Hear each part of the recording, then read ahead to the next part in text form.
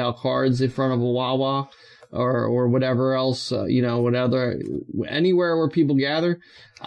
Instead of panhandling, I'm selling my barbershop. I'm selling my, my expertise. Because if you had went on to work at some design firm and married some girl named Muffy, you probably would have never realized your potential. Probably not. And it's not just potential in the actual cutting. Just so your wife's clear, Muffy's just a random name I made up. Real. It's not real. There's no it's real. Not real. Fake news.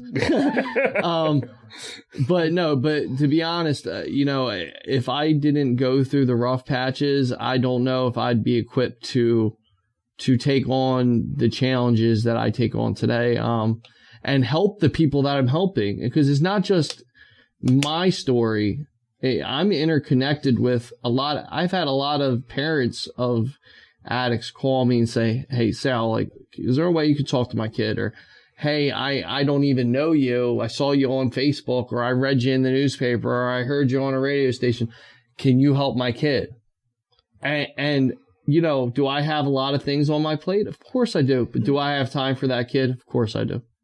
Of course I do. Because I would be selling myself short if I didn't give back. Yeah, but you just got to be careful. You can't fix everybody. I can't fix everybody. I have a Superman complex. You can't fix anybody if you mess up yourself. Yeah, I have a Superman complex. I try to do as much as I can for everybody. And that's kind of why I got into that whole Puerto Rico thing and the Virgin Islands. And I'm even helping my friend Manny right now. He lost both of his legs. He's only a couple years older than me. Worked his whole life, never asked for a handout ever. He can't afford his prosthetics. So, we're raising money. I got over $1,000. You can donate at any Sal's Barbershop location. And we're going to get him his legs by Christmas, hopefully by Thanksgiving. I do take on other people's problems, but that's only because I'm equipped to be able to do that. I've walked through the fire myself, and I can help people walk through the fire themselves. No, and that's a good attitude. Be good if more people had it, but you just got to make sure. I know from personal experience, you make sacrifices to help people, and sometimes the sacrifices can be too much. I agree. You got to pace yourself. I know. Yeah, you're right. Do you think that when you look and go through Norristown, that has changed but hasn't changed in many ways? Do you think that homelessness is a bigger problem? No, I actually don't think it's as bad as it was. I think the drugs are worse than they were, and I think that the younger population has gotten into worse things than maybe my generation has and your generation before that. Whereas I don't think the homeless population in Norristown is any worse than it was when I was homeless. I lived in it. When I was homeless, I slept on the side of the creek, and there was another, I want to say, good 15 other people there with me.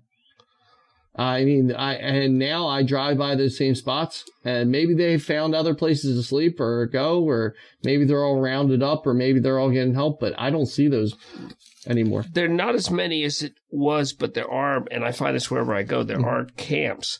And one of the things we do in the spring is we go with the people from the park and check the camps in the spring to see if anybody died during the winter, because they're setting up pretty decent sized shelters, and they're bunching them together. They're making little cities to sustain themselves. When it used to get really cold, I would just go to the transportation center in Norristown and bolt myself in the bathroom.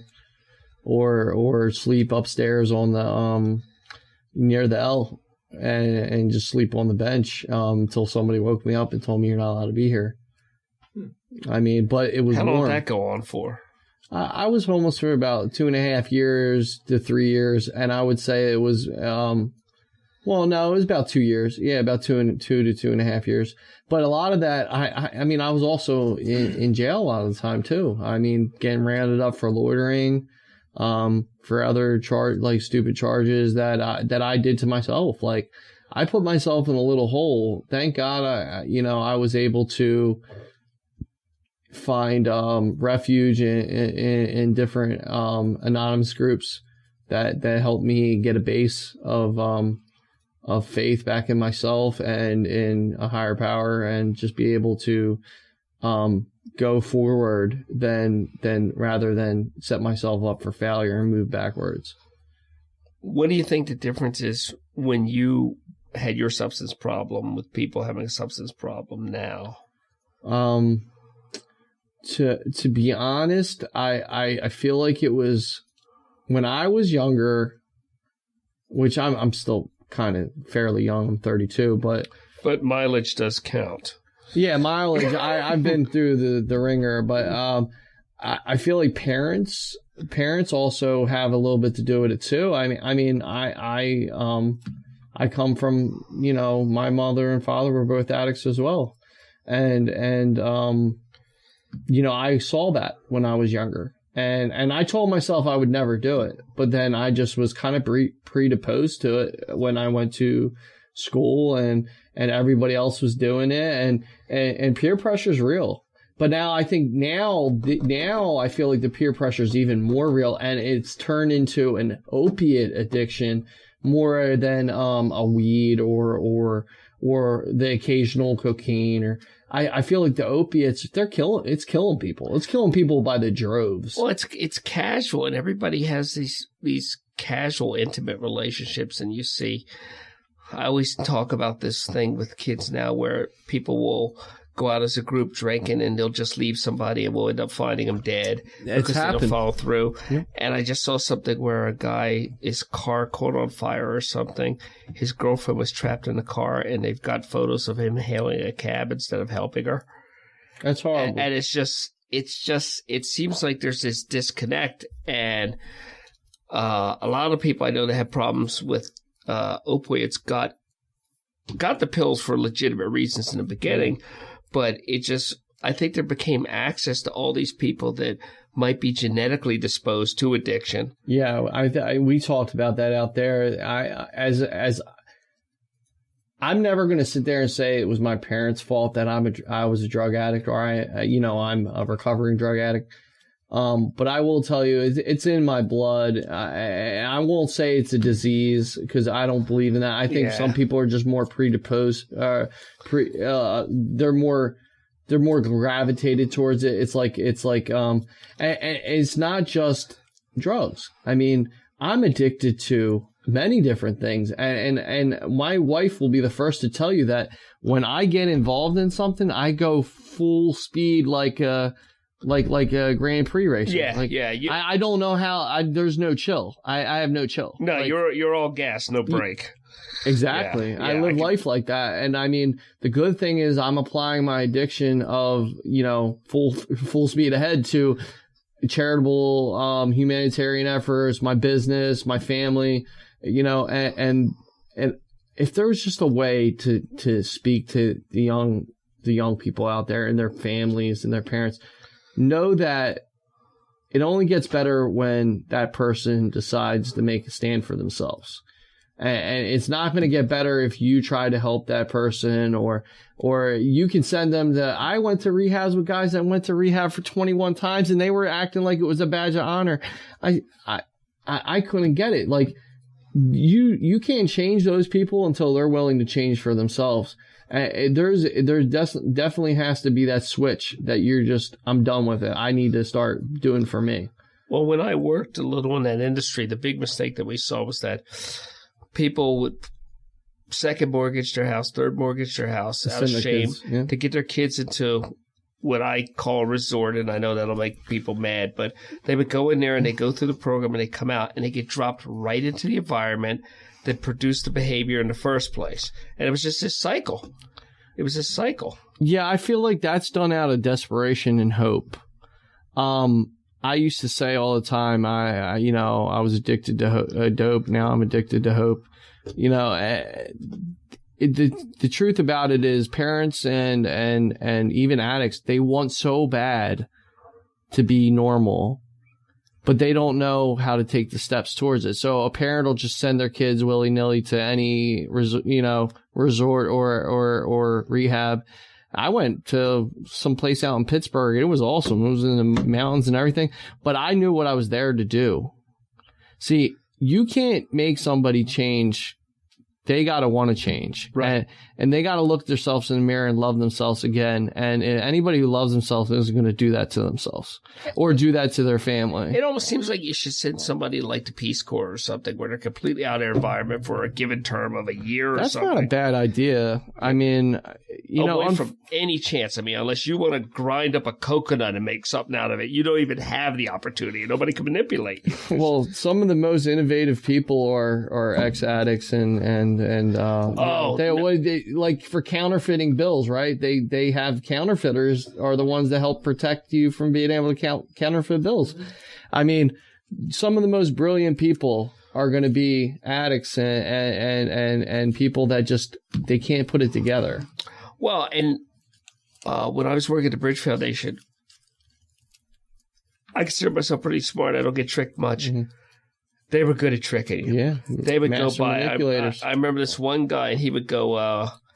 He would go, and he'd walk by with something, and what's he doing?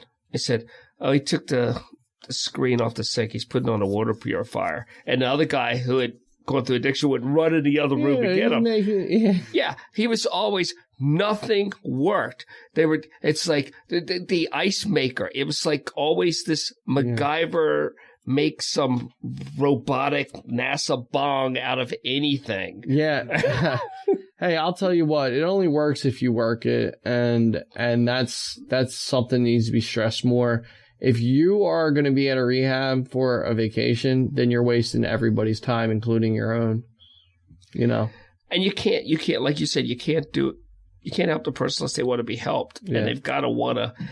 And if you're genetically disposed to addiction, mm-hmm. you've got to find something to replace it. You replace it with helping people, your family, everything else. You've got to find something else, and